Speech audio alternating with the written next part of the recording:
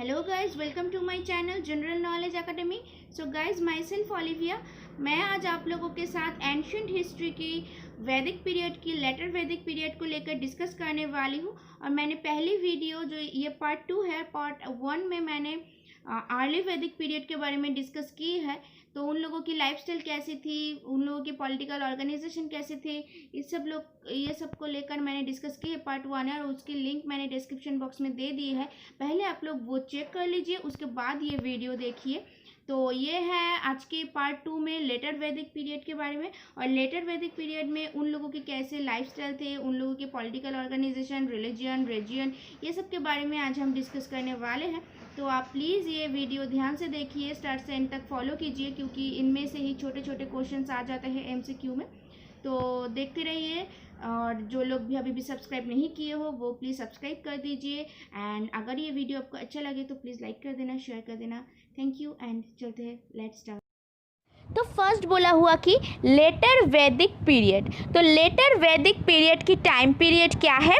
1100 BC to 500 BC तक, ठीक है। और पहले जो वीडियो है वो देख लीजिएगा, अर्ली वैदिक पीरियड थे। और अर्ली वैदिक पीरियड में उन लोगों की टाइम पीरियड थे 1500 BC टू 1100 BC तक। तो 1500 BC टू 1100 BC तक थे अर्ली वैदिक पीरियड। तो अर्ली वैदिक पीरियड के बाद ही है लेटर वैदिक 1100 BC to 500 BC। Later Vedic period is known as painted grey ware, ठीक है। लेटर वैदिक पीरियड को पेंटेड ग्रेववेयर के नाम से जाना जाता है। क्यों जाना जाता है? क्योंकि इस टाइम ग्रेववेयर की बहुत महत्व थे। वो लोग बहुत सुंदर तरीके से वो मिट्टी की बनी हुई ग्रे कलर की पेंटेड कुछ बर्तन बनाते थे, वो जो रिचुअल्स में उपयोग होते थे, रिचुअल्स में यूज़ होते थे।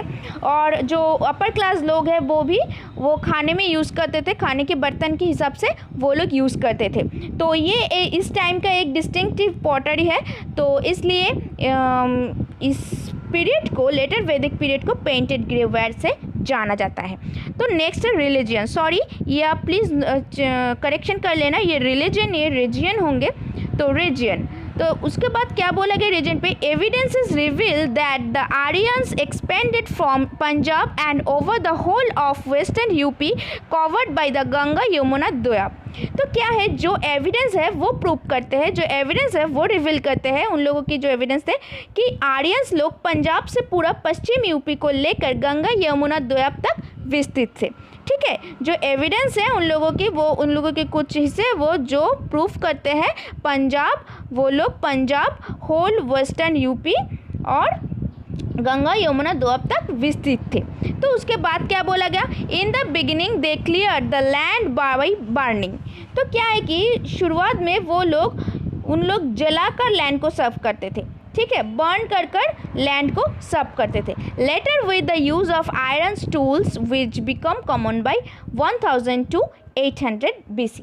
बाद में लोहे का बना हुआ टूल्स वो लोग बनाने लगे, और उस लोहे का बना हुआ टूल से वो लोग ये कम करने लगे। जो लैंड को साफ करते थे जलाकर, वो लोहे का बनाया हुआ कुछ टूल से वो सर्व करने लगे। और ये 1000 टू 800 BC में बहुत कॉमन हो गया था। ये लोहे का चीज़ बनाकर ये काम करना बहुत कॉमन हो गया था 1000 टू 800 BC में, ठीक है।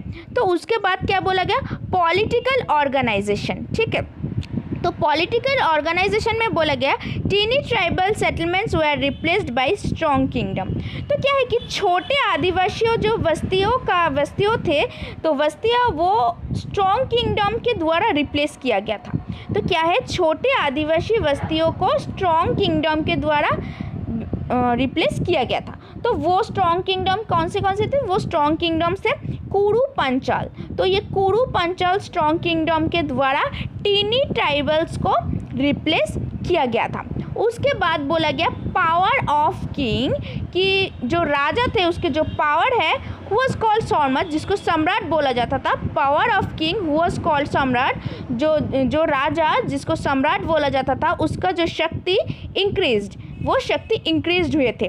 तो इस टाइम में लेटर वैदिक पीरियड में जो राजा है, जो सम्राट नाम से जाना जाता था, उसका पावर इंक्रीज हुए थे। और क्या हुआ था कि इम्पोर्टेंस ऑफ असेंबली डिक्लाइन, जो असेंबली के जो इम्पोर्टेंस थे वो घट गया था। ठीक है, राजा का पावर बढ़ गया था और असेंबली के पावर घट गया था।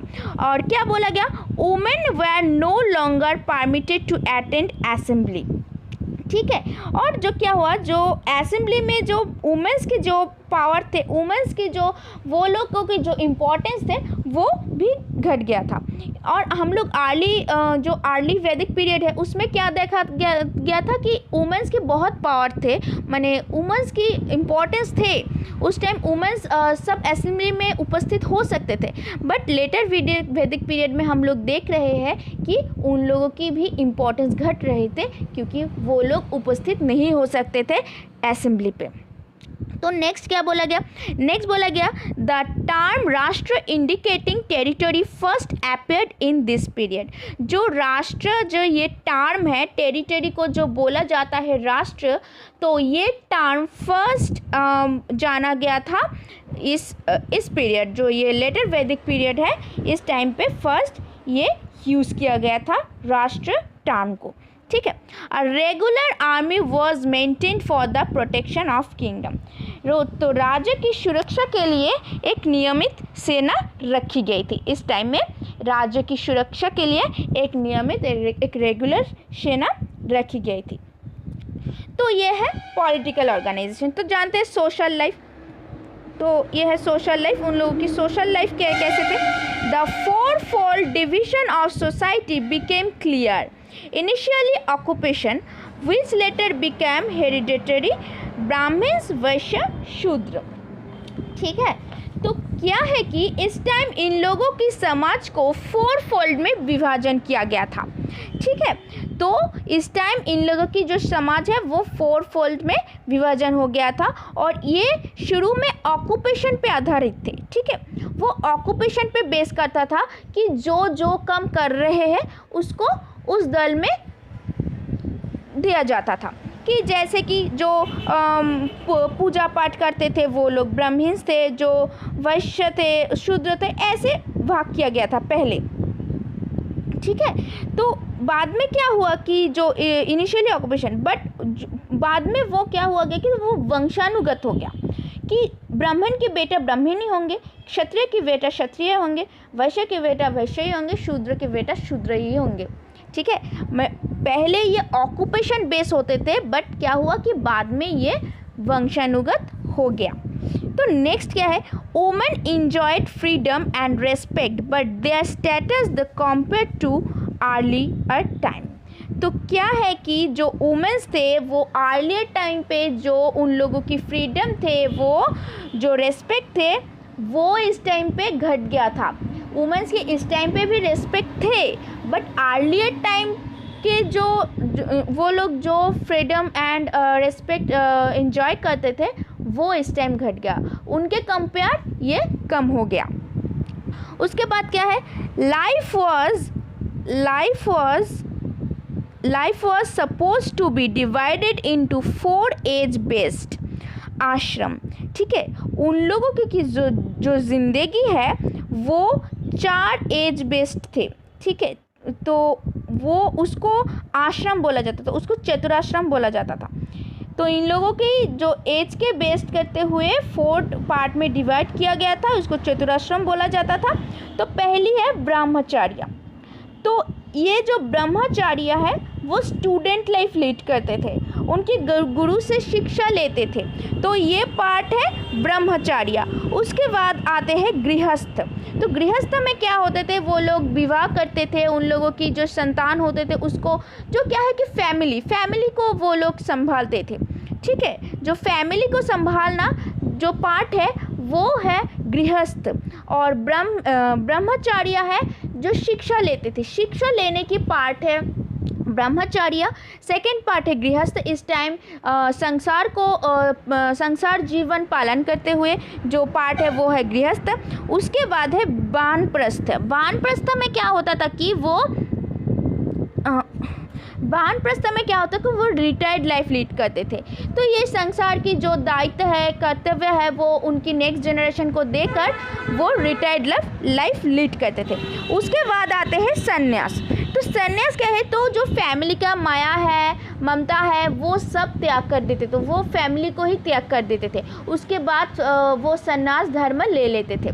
ठीक है, तो फास्ट है ब्रह्मचार्य, उस टाइम वो स्टूडेंट लाइफ लीड करते थे। उसके बाद आते गृहस्थ, वो हाउस होल्ड रहते, संसार के जीवन पालन करते थे।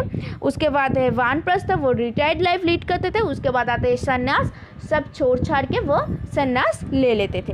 In this time also chariot racing was the main sport. तो इस टाइम पे चैरियट रेसिंग इम्पॉर्टेंट थे, मेन स्पोर्ट थे।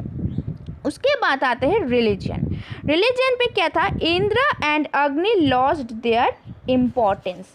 ठीक है, तो जो इंद्र एंड अग्नि थे, ये जो दो देवता है, ये अर्ली वैदिक पीरियड में इन लोगों की बहुत इम्पोर्टेंस थे। जो घट गया था, जो इम्पोर्टेंस लॉस्ट हो गया था इस लेटर वैदिक पीरियड में। लेटर वैदिक पीरियड में इंद्र एंड अग्नि देवता की इम्पोर्टेंस लॉस्ट हो गया था। उसके बाद क्या बोला गया, जो और ये प्रजापति मतलब द क्रिएटर सर्वोच्च हो गया था, तो वो लोग प्रजापति को मानने लगा। इंद्र एंड अग्नि देवता को लॉस्ट कर वो लोग प्रजापति द क्रिएटर को मानने लगा। तो Vishnu came to be concept as the present and protector of the people. और क्या हो गया कि जो विष्णु देवता है वो लोगों की संरक्षक एंड रक्षक के रूप में कल्पना की गई थी। तो क्या हो गया, इंद्र और जो अग्नि देवता है उन लोगों की इम्पोर्टेंस लॉस्ट हो गई और वो लोग प्रजापति को मानने लगे, और जो विष्णु देवता है उसको वो लोग कल्पना करते थे उन लोगों की संरक्षक या रक्षक के रूप में। उसके बाद आते some of the people orders came to have their own deities. तो Pushan responsible for well being of the cattle become the god of Shudras. कुछ समाज के आदेश के अनुसार भी अपने उन लोगों के देवता थे, समाज के आदेश के अनुसार उन लोगों के अपने कुछ देवता थे। जो पुषान थे वो कैटल की अच्छे के लिए रिस्पॉन्सिबल हो गए थे, तो कैटल के अच्छे के लिए वो रिस्पॉन्सिबल थे पुषान। तो बाद में क्या हुआ कि शूद्रस उसको देवता मानने लगे, तो उसको देवता हो गया, तो पुषान बाद में शूद्रस के देवता हो गया। तो गाइज़ आज का वीडियो यही तक ही है।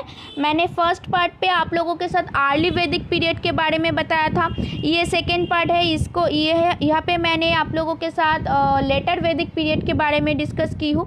और जो थर्ड पार्ट है ये मैं 3 पार्टों में बांट रही हूँ कि ये बहुत एक इम्पॉर्टेंट चैप्टर है, तो छोटे छोटे करके ही बांट रही हूँ। तो नेक्स्ट जो मैं पार्ट लाने वाली हूँ उसमें मैं वैदिक लिटरेचर के बारे में बोलूँगी, क्योंकि वो भी बहुत एक इम्पॉर्टेंट, इस चैप्टर की बहुत इम्पॉर्टेंट एक पार्ट है वैदिक लिटरेचर, तो उसको लेकर मैं डिस्कस करने वाली हूँ। तो आप लोग प्लीज़ चैनल के साथ जुड़े रहिए, और अगर ये वीडियो आपको अच्छा लगे तो लाइक कर देना, एंड जो लोग भी अभी भी सब्सक्राइब नहीं किए हो प्लीज़ सब्सक्राइब भी कर देना।